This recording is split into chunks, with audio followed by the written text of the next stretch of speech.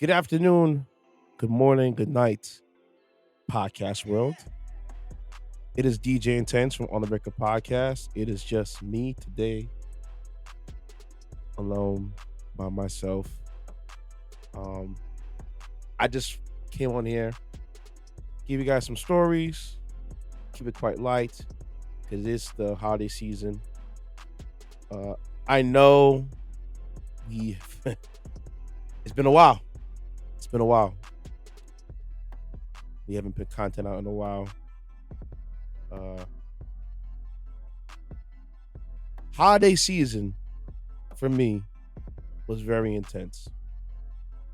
Funny that I'm using my name in my own in a describe what went on, but it was a lot. I would say from Thanksgiving and up until yesterday, which was New Year's Eve, I've been on go. I'm grateful. I'm happy, but it was a lot. Some days I was doing double sessions, but I'm happy, because that's how I make my income. 2024 doesn't owe me anything. It was a very great year. I surrounded myself with some great guys. Big shout out to Said He Said. Big shout out to Iron Walt. Big shout out to my boy Kev Sounds. Big shout out to DJ Shy. Big shout out to my young boy, young homie. DJ Covey. And big shout out to Snappy Booth, the company. But yeah, I don't have no regrets in 2024. My only resolution for 2025 is to be more obnoxious, to be more talkative, to be better when I was than last year. More profits, more money, more opportunities, more ways to help other people through prosperous because I'm blessed. I am blessed. And also big shout out to my senpai, aka Bruce Wayne. He knows who he is. From Dust, Shy, Wayne, especially Wayne, Kev Sounds, Shy, Wayne, Elite Amenity, Kev Sounds, just Covey, record profits. To fine tune myself for what I was reading throughout the years. But without that last year, the books that I read through, man, changed my life. For those that want a good book to read, and I would recommend you read this probably once a year if you want to. It's a guide. It's a book called The Compound Effect. And essentially it teaches you about compounding, of how little small things can lead to great success. Prime example. If you take you and your two friends, right? And we're going to go back 2 years.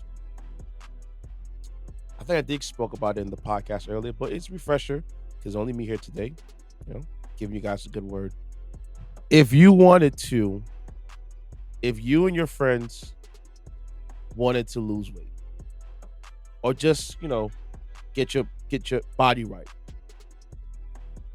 One friend is not going to go to the gym. He's just not. He's content with life. He complains about his body, complains about, when he gets his body right, but he just maintains the same way. 2 years later, he still looks the exact same way. He's unhealthy. He's not healthy, but he is healthy. The basic necessity. But the other two, we'll say one friend of his is just out here living his best life, not taking care of himself, constantly out eating all types of garbage, not wearing, just not taking care of himself. 2 years later catches up to him. Whether that may be eating junk food every night, having snacks every night, having sugary drinks, things of that nature, right? But you got that one friend who decided, okay, I'm gonna hunker down. I'm gonna get my steps in daily. I'm gonna go to the gym. I'm gonna do cardio. I may not be able to lift the world, but I'm gonna take those baby steps along the way to be successful. And he does it and becomes successful at doing it. 2 years later, he feels like he's 20 years old. Meanwhile, the other two are having health problems. So, compound effect teaches you doing basic little things to have the big end results down the road. It may not come within a year. It may take 2 years, but you see a physical difference. You feel physically better. You look better. Life is good. That's what the book Compound Effect is. I put it in the description. So just seeing those things happening throughout the year and applying those things that I learned through that book, it was an amazing 2024. Amazing. I would not take any of it for granted at all. I learned a lot. I learned a lot about myself. And yeah, I'm blessed. I'm blessed. I've met some great people along the way, and I'm not letting go of any of them for no reason. They have to pry my hands off of you for me to let you go. And guess what? It's not happening. Tough. Deal with it. You guys that I mentioned, you're stuck with me. You're stuck with me. It is what it is. Some things I have to work on, and I'm trying to be better. Time management. So those podcast guys out there, if you guys want to hold me accountable, time management. I'll come early for my gigs, but everything else, it's like, caution to the wind. And you know what? I have to be better. I just got to be better. I can't roll into the gym 5 minutes than the time that we said we're going to be there, because then that just throws my whole day schedule off. I can't roll into certain events or certain places because, no, I have to be better. I'm going to hold myself accountable. I got to treat it all like a DJ gig. Because DJ gigs, I come early. Set up, do what I got to do, and bounce out. So that's one thing I'm going to work on this year. Other than that, I'm happy, very happy. Let me give you guys some good words. A little blip, a little excerpt for one of my favorite books, The Compound Effect. One of the quotes that I loved was, "Slow and steady wins the race. Give me time and anybody can be beat. Not because I'm the best at it or the smartest at it or the strongest or the fastest. I'll win because consistency triumphs it all." Compound effect. You can't beat my consistency. Like, nothing worse when you go to the gym and you see somebody doing work, but they're pounding it down with garbage food after the gym. You wasted your time. Yeah, you're getting stronger as far as getting your body right. You're not helping yourself. Instead of going getting, the KFC, chicken pot pie, why not get, because KFC and Taco Bell are together, why not get a protein bowl? I didn't say you can't have KFC, Taco Bell. I said there's better options. Instead of going to Dunkin' Donuts and getting the glazed donut special, there's oatmeal.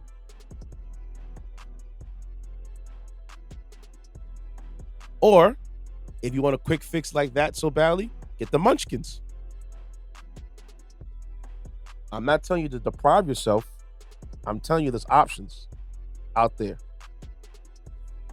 especially for those who have a sweet tooth. There's plenty of ways to bake items in your house. They show you on YouTube, they show you on Instagram. Especially, I gotta give Instagram and TikTok a lot of credit. They have helped me prepare some certain meals that I never thought I can make ever in my life, and it's so easy, and it's so simple. But the results are like, wow, it's impressive. Like, one thing I'm gonna purchase this year, Ninja has this thing called the Ninja Creamery, where you can make your own ice cream. You just prepare the batter the day before or a couple of hours before. Come back later, put it in the machine, wham, homemade ice cream.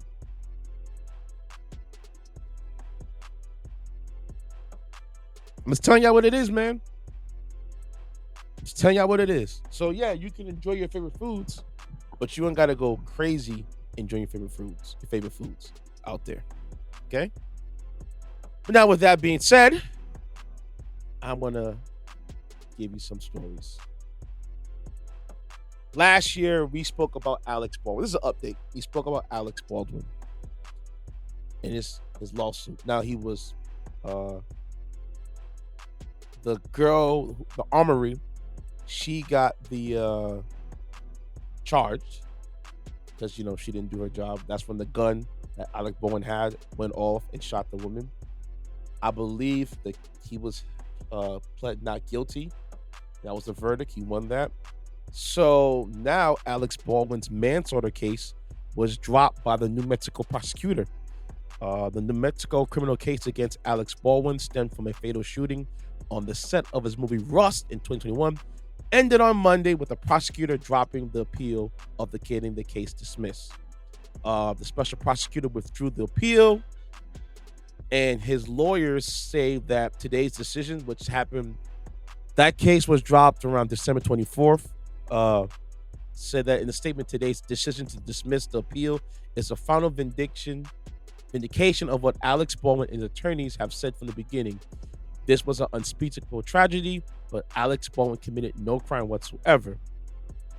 We remember the judge dismissed the case for the involuntary manslaughter charge against Baldwin in July, agreeing with the actor's lawyers that it wasn't him that had the issue going on. What doesn't help as well too is that the attorney and the sheriff's office concealed evidence about the source of the live round that killed the woman, which was Hyena Hutchins in 2021. The DA strongly disagreed with the judge's decision to toss out the case, but it was what it was. The attorney general, didn't want to do it at all. Now, what sucks is that a woman died, but all actors are trained. Proper gun or any gun, you don't point the gun at the person that, anywhere on the set, because they're using firearms, and sometimes the blank rounds are live rounds, but there's armories on site to make sure the rounds are actually blank. Every now and then you might come across one that's live, but they tell you when you're shooting the weapons, you do not point it at the person, you point it off. And the movie looks like I'm pointing at you, but realistically I'm not pointing at you, if you get what I'm saying. As you remember, years ago on the movie The Crow in 93, Brandon Lee was killed when a blank round dislodged a bullet, struck the barrel and shot him and killed him on the set. So yes, people,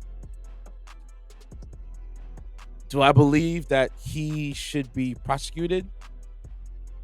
It's not my call. But do I believe that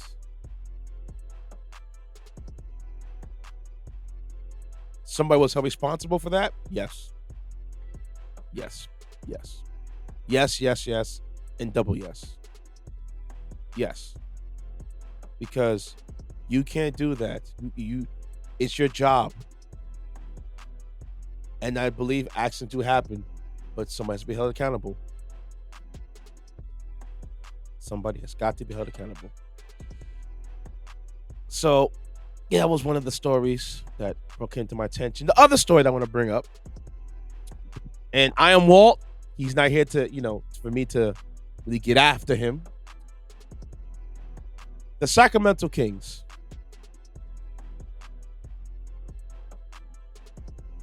You guys are a horrible franchise. Horrible franchise. You guys haven't paid attention. This is basketball news. And this is the thing I don't like. Especially in sports context. There's some basketball coaches that get a pass.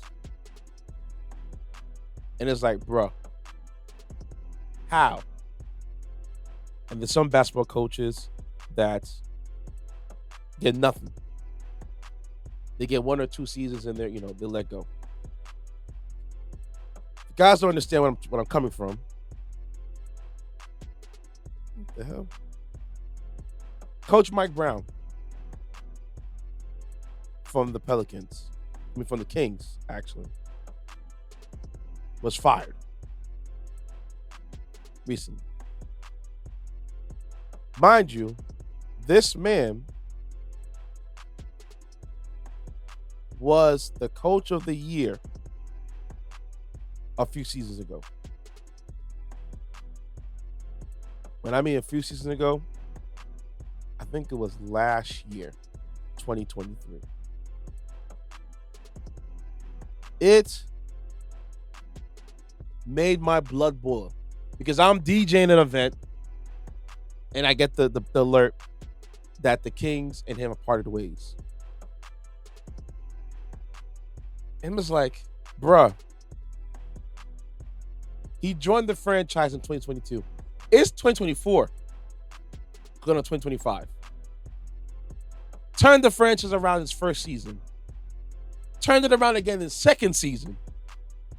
And became the coach of the year in 2023. Last year. The man was the coach of the year. And gets fired this season because they're 13 and 18 this year. Amid a 5-game losing streak. Now, mind you, the league expanded to 10 teams. The season's not over yet. Once it gets from All-Star break and onward, then it's a dogfight. Okay? They're not out yet. They are at the let's look at the standings right now. The team. I believe they're in 12th place. If everybody's not serving me right.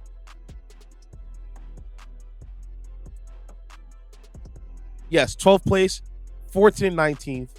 The Golden State Warriors are in 10th place, and they're 16 and 16.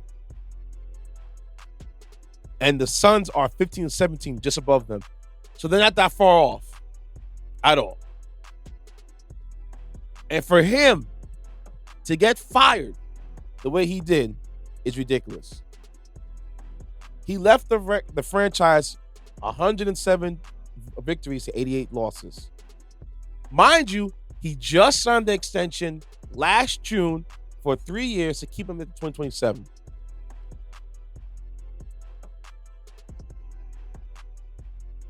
I don't get it. I don't understand it. It's not like, heck, the Miami Heat was under 500 at one point, and they turned it around. And I understand that Mike Brown, he's a grinder as a head coach.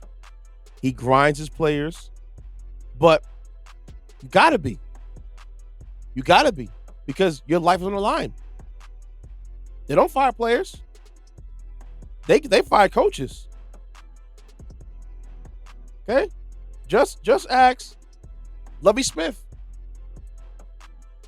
When he got to the Bears 10 and 6. And ever since then the Bears have been trash. And they fired him when at that time. Mark Jackson turned the Warriors around. Helped propel them to where they are now. The man can't sniff a head coaching interview. So Mike Brown, who's a grinder, made this organization better. Did what he had to do to get him right. And you fire the man? That's why y'all days won't be. That's why you never be successful. That's why they'll never be successful as an organization. I don't care what anybody says. They will never be successful. Hopefully, he goes back to the Warriors because he's a defensive guy, and they can put him back on the bench. But it's just like, bro, come on. I believe the last year they went, and the year before that they got knocked off by the Warriors. I think in the second or first round. But they were the Warriors at the time. You know what I'm saying? They fought tooth and nail to get where they had to get to, and they're there. But the firing for him, bro, I was like, this is just nasty work. Nasty work. And like I said, Mike Brown is a grinder. He grinds into his players. But that doesn't deserve the man to get fired. I believe this is his third. No, this is his first, second, third. His fourth head coaching gig. He was with the Cavs twice, the Lakers for one season, and he's also with the Kings. Disrespectful. And I guarantee you, the reason why he got fired because of either the players he grinds into or the ownership group. Somebody, that spoke to him crazy, and he's intensity. The guy's very intense. The guy's full of intensity. If you ever get a chance, watch Mike Brown, one of his practices, how he dogs his players. But the success is on the court. The results in the pudding.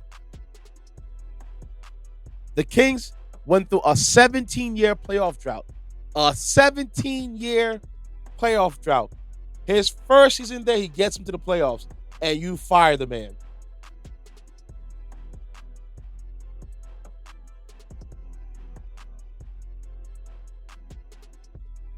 Unbelievable. Unbelievable. It's just going to show you. My man said it best one time. He said, when you get a job, don't overdo it. Just do the bare minimum. Just do the bare minimum, and you keep your job. I'm sure Mike Brown was talking to Darren Fox crazy. Even Darren Fox was like on some what's the big problem? He's still going to get paid. That right there is damning.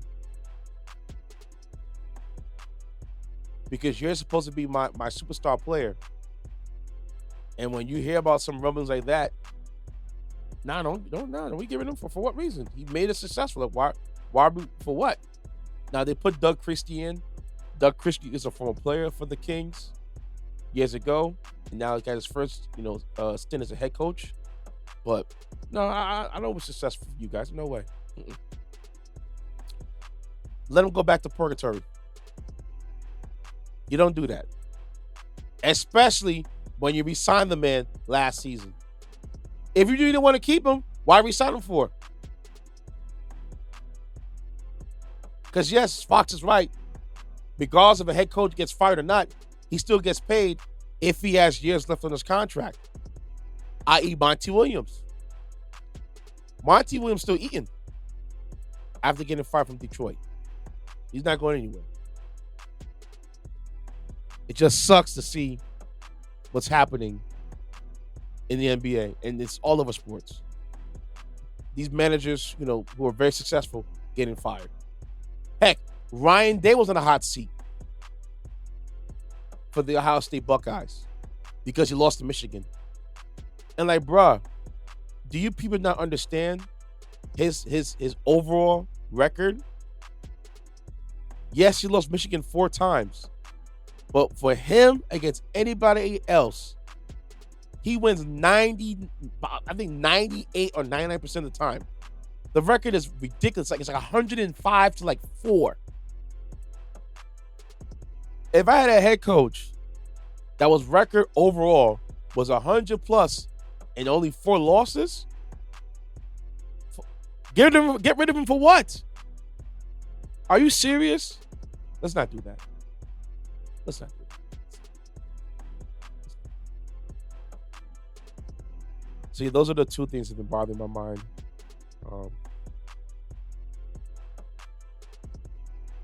I'm gonna keep it traditional today. I got a wise guy segment, and I'm gonna bring it up again next week. So when I get the guys involved with it, so when I shoot out these numbers, so this is a sneak peek for you fans out there. Let me play real quick. Hold on.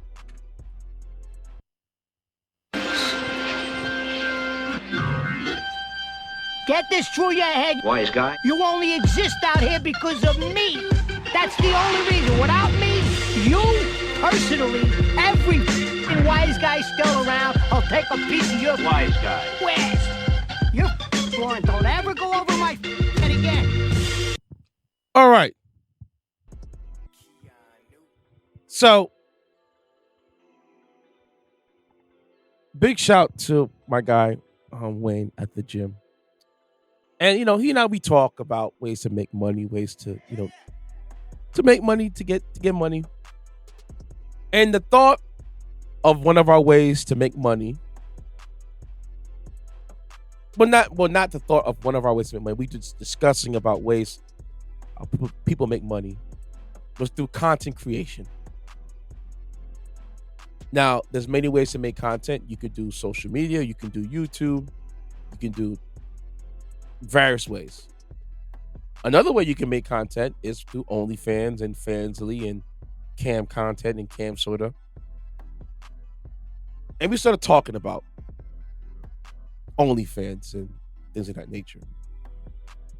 And then a number came up while we were discussing about OnlyFans.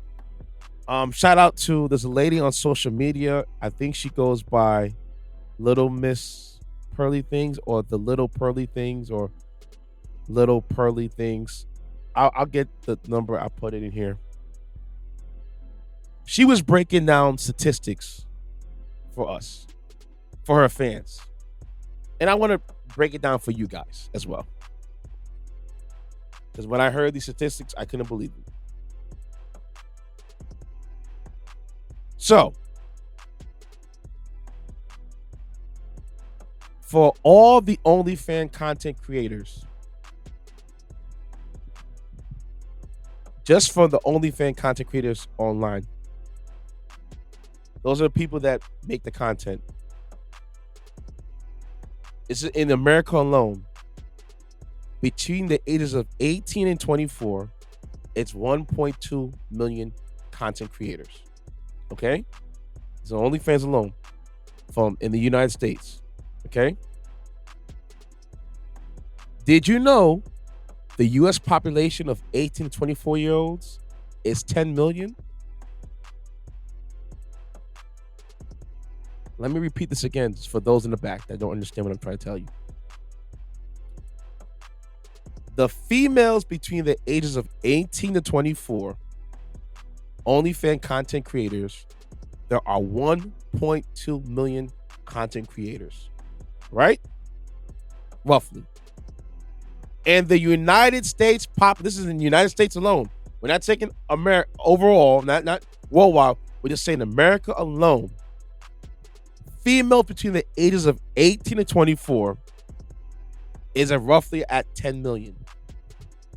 That means 1/10 of females that you see out there. If I take 10 females, random females, one of them might be a content creator for OnlyFans.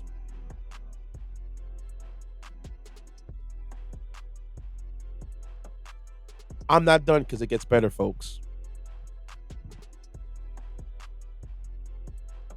The amount of men subscribed to OnlyFans is 86 million men. The total male population in America, male, I just said, is 168 million males. So that means roughly half of the men in America are subscribed to OnlyFans.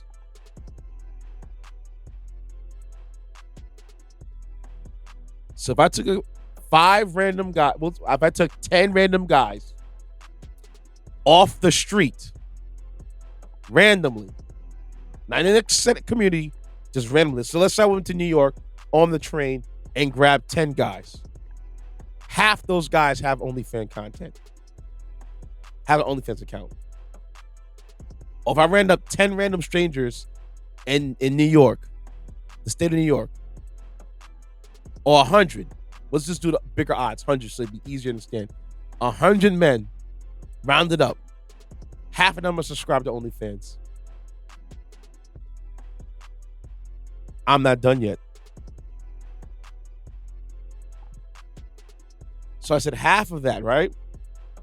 OnlyFans. 60% of the subscribers of those 86 million people are white males. So we'll take 86 million. We'll take 86 million men, right? That we have.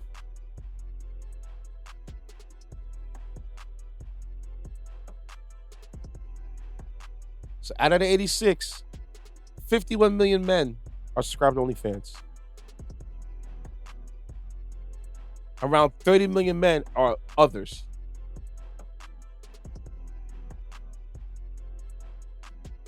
So if I went to the gym, or I went to the movies, or was out at a concert, or let's say at a bar,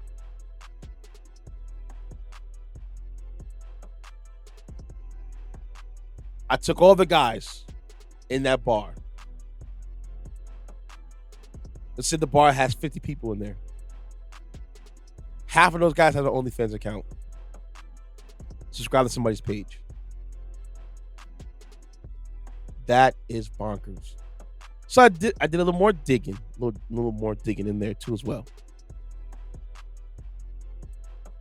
30% of OnlyFans users are between the ages of 18 and 24. In total, over 60% of OnlyFans users are young adults between the ages of 18 and 24. Look more deeper. Over 190 million users have registered on OnlyFans accounts. Now we're just doing a big overall look. OnlyFans pays $5 billion to collect content creators each year. $5 billion. Now, mind you, I'm doing a little bit more numbers.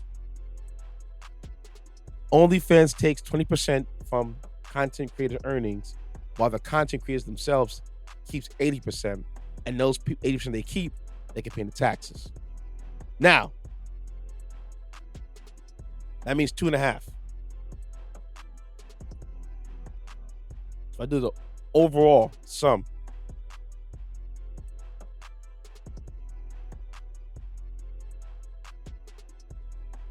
OnlyFans makes roughly $25 to $30 billion a year in earnings.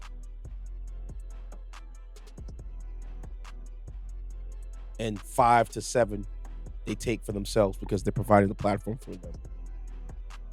Dollars. Only 300 OnlyFans creators create more than $1 million annually. And the average OnlyFans content creator has 21 subscribers and earns $180 monthly.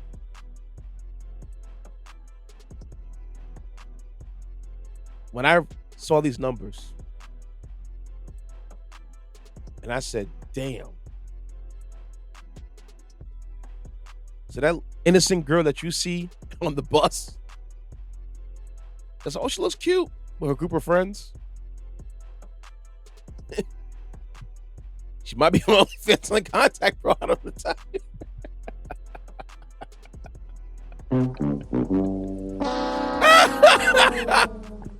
She's for the streets, man. Do you hear how mind-boggling those numbers sound? There's only 10 million female adults between the ages of 18 and 24, and 1/10 of you broads is selling OnlyFans content, which is roughly a million. If I do the total U.S. population, 2% of you is doing OnlyFans content. 2%. That's a lot. That is a lot. Which begs the question when I ask those listeners out there, if you came across somebody who's doing OnlyFans content, would you still date them?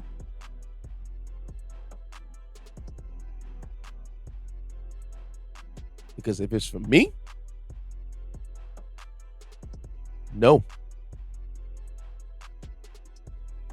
Because trying to deal with somebody that's OnlyFans, especially if you're that up echelon tier, it's like dating a dancer.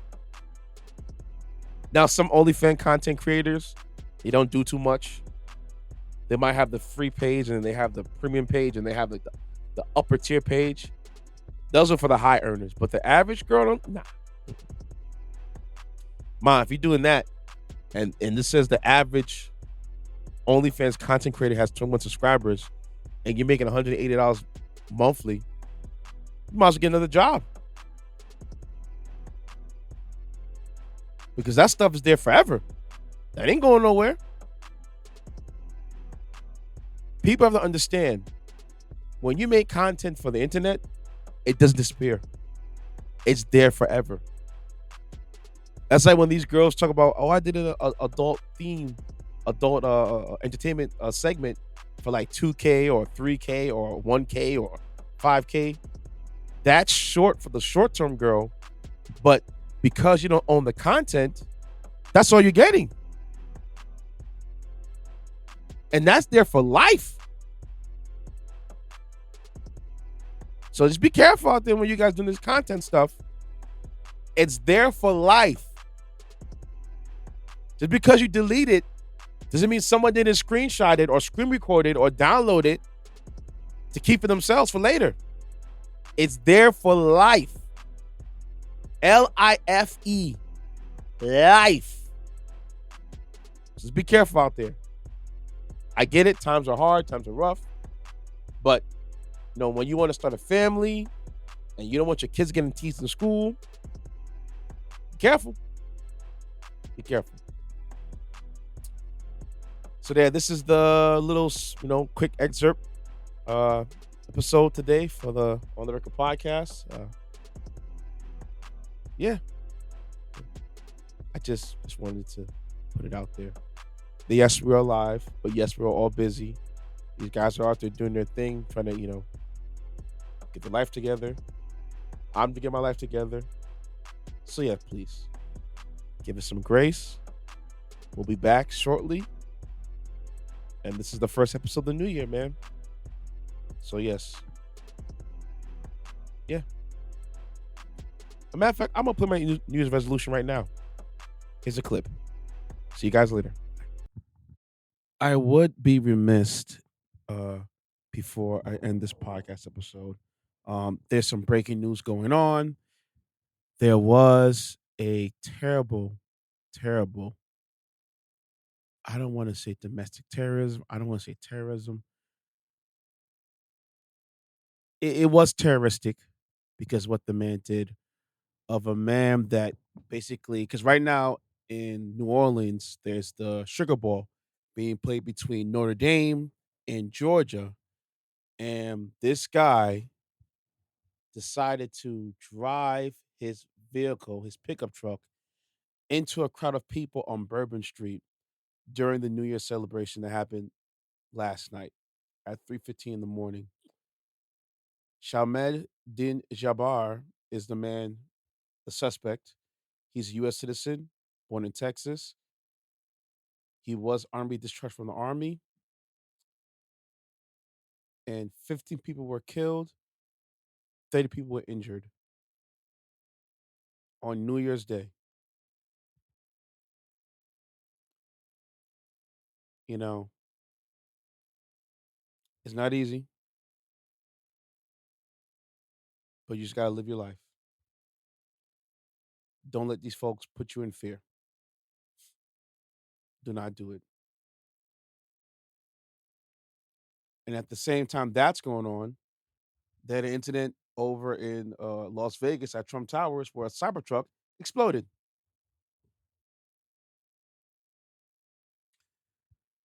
So, yes, Rest in peace, all those 15 people that were essentially murdered, just trying to have a good time, a celebration, and this what goes on at a college football game.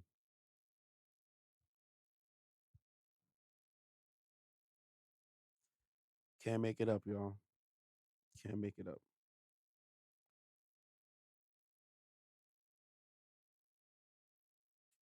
Moment of silence for those lost.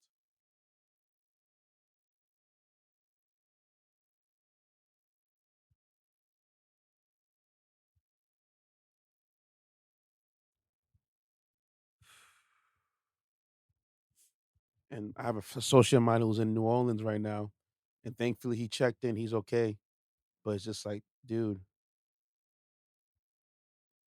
really?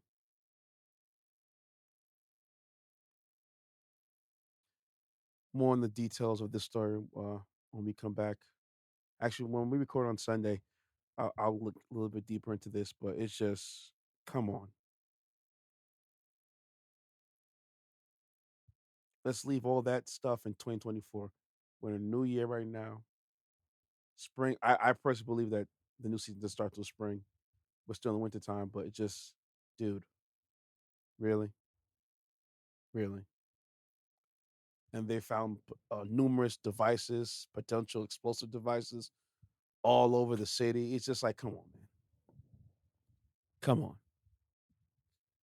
But yeah, so that's went down. He's 42.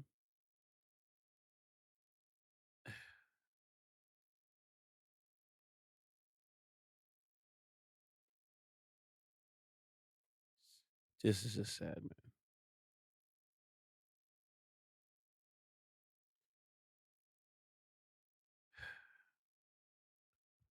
But to brighten your mood, is my New Year's resolution. I see you guys on Sunday. And I promise you this, above all else, I'm going to be more obnoxious, more overbearing, and I'm going to make you all learn to love it because you'll have no choice.